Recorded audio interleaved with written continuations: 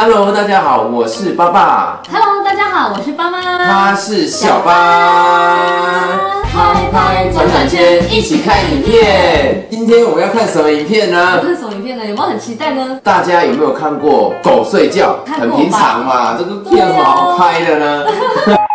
重点来了，那有没有看过狗打呼呢？柴犬打呼。然后有一次呢，小八呢很累的时候在睡觉，突然间，怎么会有声音？然后想说什么声音，就近听到才想说，小八也会打呼哎！你会打呼吗？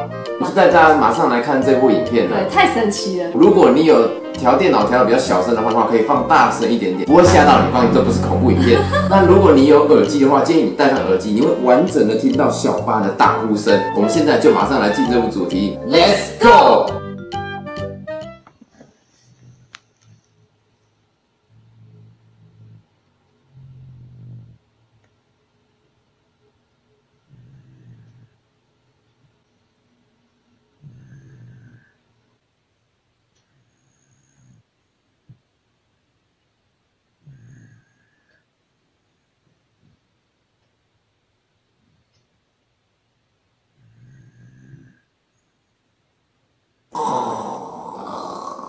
你怎么没有打呼？换你了耶！他现在好像很不甘愿，因为我们把他的那个事情爆料出来。对，他现在不高兴。你不太高兴也没有办法，你往后还有很多会被爆出来的事情。大家看到打呼影片，不是每一次都有。为什么我们要这样讲？柴犬呢？为什么打呼很特别呢？必须要告诉大家一件很重要的事情。很重要，很重要。我们慎重了，就是柴犬很神经质嘛。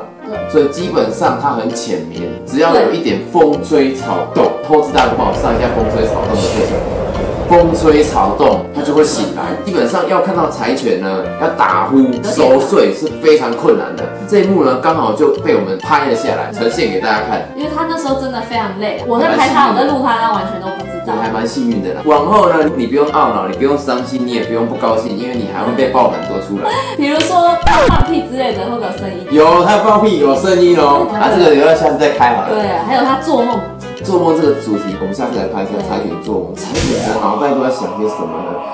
大家还记得吗？我们每周三、每周日的晚上8点准时更新影片，大家可以上 YouTube， 还有 Facebook 粉丝专页帮我们按赞，然后按个订阅，然后帮我们把影片分享出去，然后把小八的动态也分享出去。没错，记得 Facebook 上面就会有小八的动态哦。YouTube 会是主题的影片。好，那我影片到这边就要结束了。坐下。